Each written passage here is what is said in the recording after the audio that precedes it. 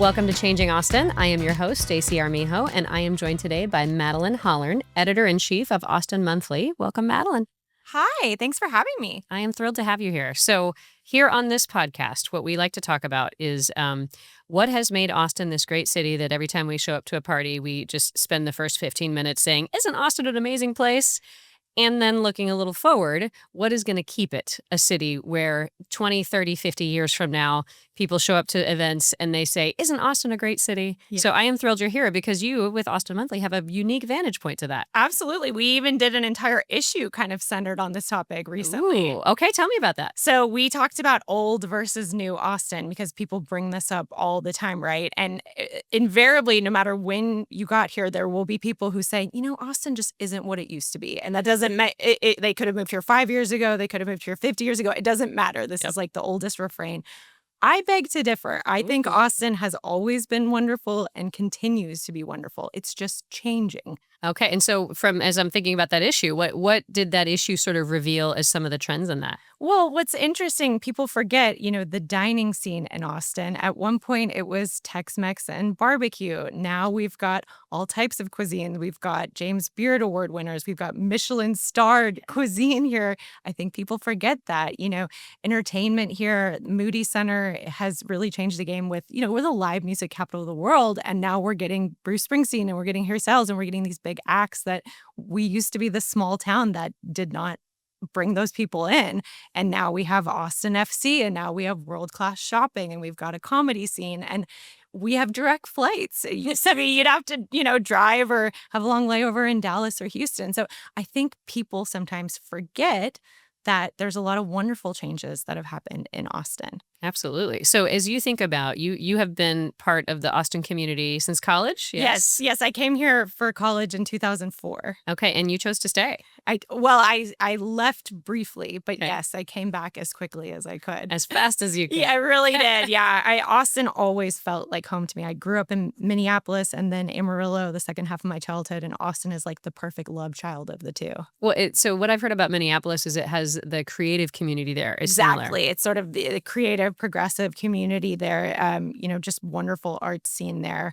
But then, of course, Austin is friendly and funky in that like amazing Texas way, Mm-hmm.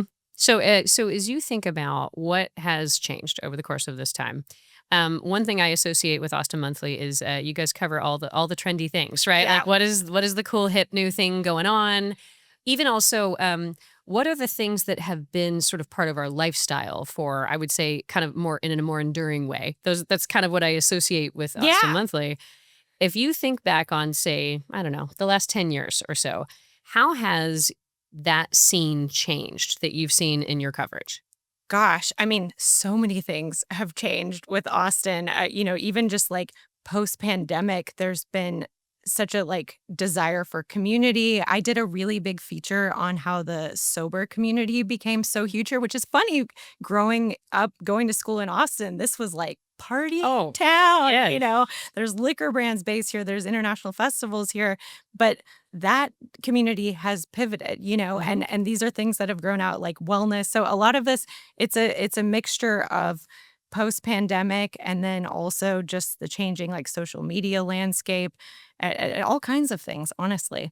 So what I think about somebody who is coming out, like you went to UT, I did as well, ended up staying, and I think about sort of the life of an early 20s something in Austin today as compared to what it would have been when you and I were in that role. Right. How do you think it's the same and how do you think it's different? I think Austin's always, as I mentioned before, been funky and been friendly, but it is, as I mentioned, an international city. It's a little bit more expensive here. I don't think young people are partying in the same way. I don't think they're going out in the same way. So things have shifted and evolved. Mm-hmm.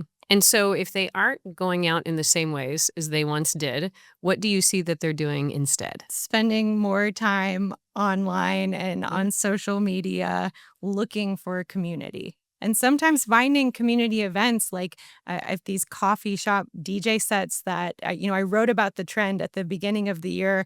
I noticed that there were 3 of them. And we always say in media, 3's a trend. And before you know it, it proliferated. And now they happen every single weekend. And it's a way for young people to get together, have community. It's still kind of funky in that Austin way, but it's affordable and it's not centered around alcohol. So it's still following those national trends.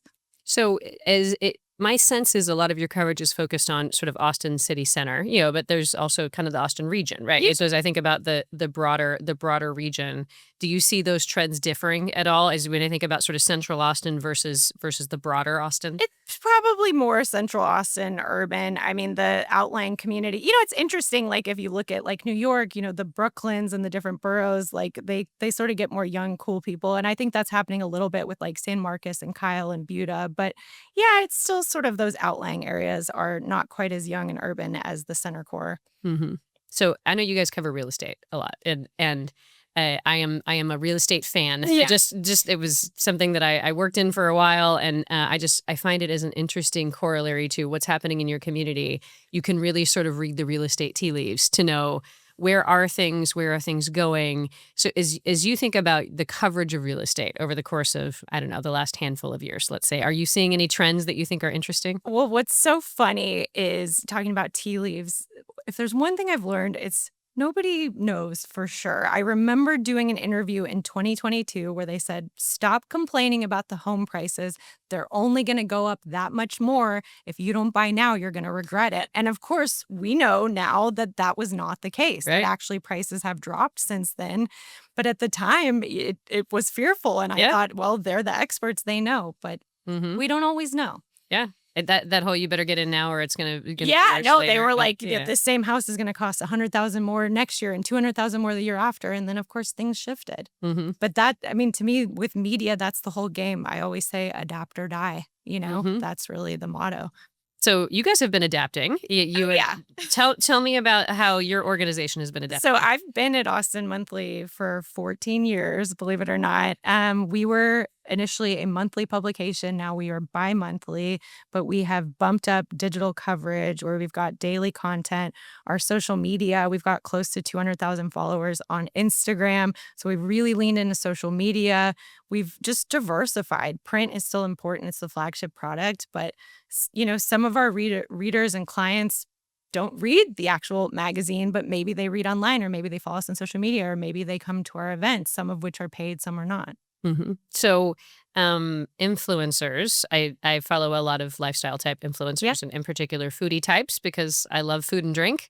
And I know that's a big area of coverage for you. Sure. So yeah, there's fast and first, and then there's also thorough. Right. And Absolutely. how do you navigate that dichotomy? It is really interesting. I've mentioned to people back in the day, we would wait a month or two before we would even go to a new restaurant to make sure they'd worked the kinks out and then we could review it and cover it.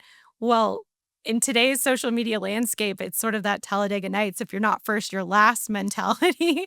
So, we do often cover things quickly, at least to say this place is opening or here's some interesting nuance for this place. But then we also do like to wait and do a more thorough story as well. So it's kind of both. But, I think people like to pit media against content creators. Mm. I don't view it that way. Like we work with them a lot. Mhm. We'll collaborate with them. They will help us promote events. I don't have that divisive ecosystem. I don't think that's what Austin's all about. Mm-hmm. Well, I'm aware of that when I think about like the food coverage. Yeah. And I think about how I've seen sort of what we would have previously called mainstream media quoting influencers sharing stories from mainstream media. Yeah. That sort of interaction is Symbiotic. Yeah. Sure. So if I were starting a business in, let's say, hospitality today, Mhm. and you're reviewing all of these businesses, you're writing about all these businesses, is there anything different that you think makes a business successful in Austin today as compared to, say, 10, 20 years ago? It's funny because it's like you have to be somewhat trendy, but you don't want to be too trendy. But certainly you have to lean into social media. You Mhm. just have to. You can't just open something and not have a social media marketing presence. Mm-hmm. It's just part of the game now. Love it or hate it. Like Mhm. you have to lean into that. Sure. So if I were thinking about civic involvement in Mhm. Austin, and I know a lot of the folks that you cover that have some of that profile, Yeah. is there anything different that you're seeing in that world that is either working now where it didn't work before, or maybe it is no longer working where it used to work from a leadership point of view? I hate to say it, I keep going back to social media. I think visibility, going on camera, leaning into algorithms and reels and getting in front of people is the biggest part. hmm So when I'm thinking about sharing a complicated message, and I know social media is good for some of those bite-sized pieces. One way I often like to think about it is um, if you can't get it into bite size, you'll never get somebody to the meal. Yeah, and so Mhm. thinking about it as sort of breadcrumbs to invite a bigger conversation. Is there anybody that you see doing that particularly well that you think maybe is worth emulating? I think Tony Plahetsky at The Statesman does a fantastic job. I don't know if it seems biased for me to say that because Hearst owns Austin Monthly and Hearst owns The Statesman, but that is a pretty recent acquisition. And I've been following. Tony came and spoke to my college class. Like, this is how long Uh, I've been familiar with him. I think he does a really good job of getting on camera and breaking down these issues, but he's a tried and true trusted journalist. Well, and I remember working with him really early in my career. I actually had some clients that were in the law enforcement realm, and so that's when he was sort of the statesman's crime reporter. And I remember he asked really penetrating questions, Yeah. and was also a really good listener. And I have often found that those two things don't necessarily always go together, Sure. and that was seemed unique about him. Yeah, yeah, he's great. And he again, I mean, he's just been so adaptable. Like he's adapted with the time. So many people at the Statesman have been there for 20 years and they're all adapting. We talked about this previously. Journalists are no longer just behind the computer being introverts. Now you kind of have to go on camera. You have to have that outward facing persona. So, if I am thinking about what are the stories that are really of most interest today in Austin, that if a business owner kind of wants to be in the stream of news, let's Yeah. say, what are the stories they need to be prepared to speak about and talk about? The stories or the narratives that are going to really get the most attention? Well, obviously, when it comes to Austin, affordability is a big hmm one. But I will also go back to what we always talk about what's happening in the zeitgeist. So I think companies can be really clever with, for example, when Taylor Swift and Travis Kelsey got engaged, a lot of people were doing content and sort of writing things centered around like if Travis and Kelsey or Travis and Taylor were to get married in Austin, maybe they would do it at our venue. And here's why. And I think being really clever and knowing what's going on in the zeitgeist is super important. So we talked about being social media being a really big part of this, and then also all the other components to the value proposition that you have. I know you've got live events, you have the print publication. Obviously, can you talk a little bit about how those interact together? Yeah, they're all independent and they're all sort of interdependent. So a lot of times, for example, we will do a cover feature like best burgers, and then we will do an event called Burger Bash where people can come out and try all these different burgers and, pay money to go to it. And then we're promoting it on social media and we're doing marketing around it and we're going on TV and talking about that event, but also the print magazine and also other things that we have going on. So they all kind of work together now. So the format is less important than the subject matter. It sounds like. Yeah, yeah, and it's wild because I don't know that people realize this. We have 2 editors at Austin Monthly who are running the print product, the digital product, the social media product. We're going on podcasts, we're moderating events, we're going on TV. I go to hundreds of events a year. I mean, this job has gone from just a job to almost a lifestyle, so you have to really love it. That's a lot. That's a lot of events. Yeah, yes. Wear a lot of hats. It's a lot, but it's great. I mean, for me, I'm so extroverted. I love people. I love knowing what's going on in the city. And I feel like you find out the best topics and the best stories to tell by being in the community, not just sitting behind a desk getting press releases. So I'm going to put you on the spot, and if you want to say I don't know, it's okay. Okay. If you go to 100 events a year, is there any event that stands out to you in the last, say, couple of months or year that you're like, that was an amazing event, and what was it that made it so? Well, this probably sounds completely biased because I was a part of it, but Fawn's PR works with Alamo Drafthouse and works with various movie studios, and they had set something up for the F1 premiere with Brad Pitt, and they asked me to surprise the audience who came for an F1 screening with Brad Pitt himself. You got to introduce him? Yes. Yeah. And nobody knew. I didn't tell anyone. I didn't even tell my mom. I just said, you need to be in the audience and just trust me. And you really need to be there. Yeah. So, getting to do things like that it was so innovative. It was just incredible. I had a friend that was in that audience, and she actually told the story. She was like, I almost didn't go that night. It's one of those where you're like, oh, it's so busy. It's so this, it's so that. And she was like, I came this close to just not going, but then I decided to go. She said, can you imagine how I would have felt if I would have found out? Brad Pitt. Of course. I had a friend who was like, oh, I can't make that screening, but I'm going to come to the one on Monday. And I just wanted to be like, you really want to come to this one? But I was sworn to secrecy. So, didn't work out for her, unfortunately. But it was really cool. It's really innovative, the things that they do with celebrities and notable people to get in front of audiences. Well, and bringing journalists into the mix, Well, and a level of creativity. It does seem like, that was a pretty big deal. It was like, wait, Brad Pitt showed up where and did what in Austin?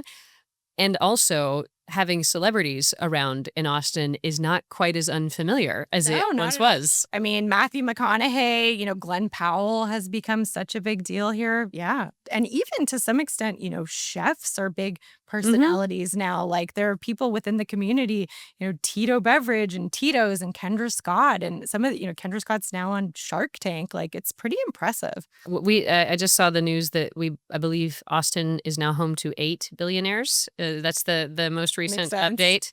And I looked at the list and I thought, some of them are the names you would know, right? That have been, they've been billionaires a while. Right. But also I was thinking, 8? We have 8 people who have $1 billion that live in Austin.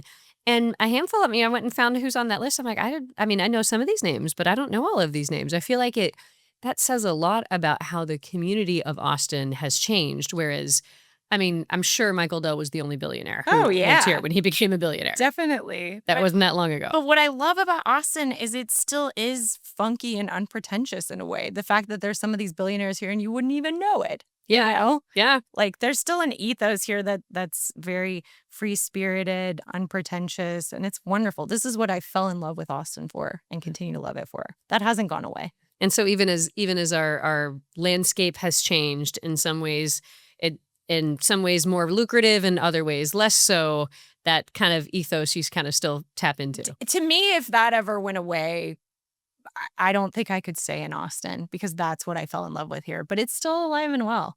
Mm-hmm. It's just shifting. Things change and evolve all the time. Look at media, look at AI, content creation, the pandemic, how much things have shifted in the last 5 years. It's wild. And so you track the shifting of rankings, and a lot of your features are, best of kinds of things.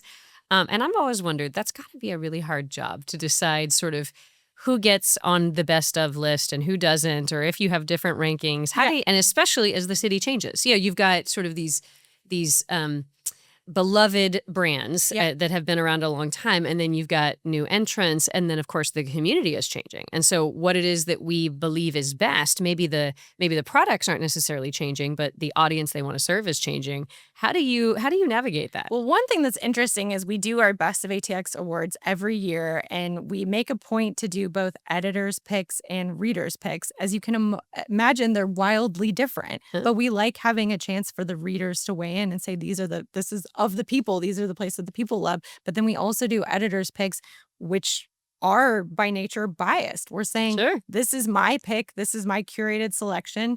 You may not you may not agree with this. Mm-hmm. So that's part of it. I think people really like that. What is the most controversial of your list that people ask you, they challenge your selections on? Well, I still giggle one time for readers' picks. The best date night was Pluckers. And this was like a perfect example of, okay, well, if the readers love Pluckers as a date spot, that's pretty funny. Don't know that I would have picked that per se. On our current cover, we have pickle pizza, which is this viral concept from All Day Pizza. I think it is wonderful for anyone who likes fried pickles. You dip it in ranch. It's completely delicious. But I'm sure some people are like, that sounds terrible. Well, this is why it's an editor's pick. Exactly. Yeah. Go try it yourself. Let me know what I'm intrigued. I love All Day Pizza. It's delicious. Yeah. And they've got a great little setup there but the pickle pizza I haven't had. Yeah, I think it's really wonderful, but maybe not for everybody. Well, and even maybe it's even the debate becomes Of like the course. thing that And makes Austin great. a debate, like I have a coterie of advisors that I kind of go to of, for example, if we're featuring the best restaurants, what did you think of this place? And what did you think of that? But I don't want every list to be cookie cutter. Right. I do want people to debate about it. Hmm. Even when we did old versus new Austin, we're like, is this a good thing? Is this a bad thing? We had people in the comments, some saying it's wonderful, some saying it's terrible, a lot of saying it's nuanced, which is what I'm saying. Sure. But we want that. Absolutely. I had a friend of mine, Mondo Rayo, the taco journalist. Yeah. He's also one of the co-founders of an organization called the New Philanthropists, and I'm involved with them. And we did an icebreaker recently at an event, and the icebreaker was your favorite taco. What's your favorite taco in Austin? I'm pretty sure out of an event that, like, let's say the discussion portion of this lasted 30 minutes. Yeah. I'm pretty sure we spent at least 15 on our favorite taco and defending our choice of our favorite taco and debating it. And I'm thinking, that says a lot about our culture where it's and we were there talking about sort of philanthropy and, like these kind of big picture topics. Totally. But we had as much passion about the taco conversation as we did about the philanthropy conversation. I feel very strongly that the Suadero taco at Suerte is the best taco in the city. Ooh. My opinion. All right. Not everybody's opinion. I also love Taco Deli. I'm not even saying it's the best in the city. I'm just saying I love it. It is like my go-to spot. I think Doña sauce is a superfood that everyone should eat on a daily basis. I mean, I think I just got some homework and I'm not mad about it. It's made of jalapenos. It is, and garlic. It is quite good for you and quite tasty. Okay. Well, I have just one more question, and it is a question I like to ask all of our guests. And it is, if you look back and you think about what has made Austin the great city it is today that we need to be aware of and maintain, and then if you look forward, what is the thing that you're feeling like is ripe for evolution in Austin so that our city remains great in the future? So the best part of Austin, the free-spirited, funky ethos that I keep bringing up over and over because I mean that. The community in Austin, it really is like a rising tides lifts all boats type place, and I love that so much. Something Austin needs to focus on is affordability and diversity. Absolutely. It has not done a great job with that, but I believe there's hope, and I believe there's time, and I believe we'll get there. Totally agree. Thank you so much for being here. I appreciate it. Thank you.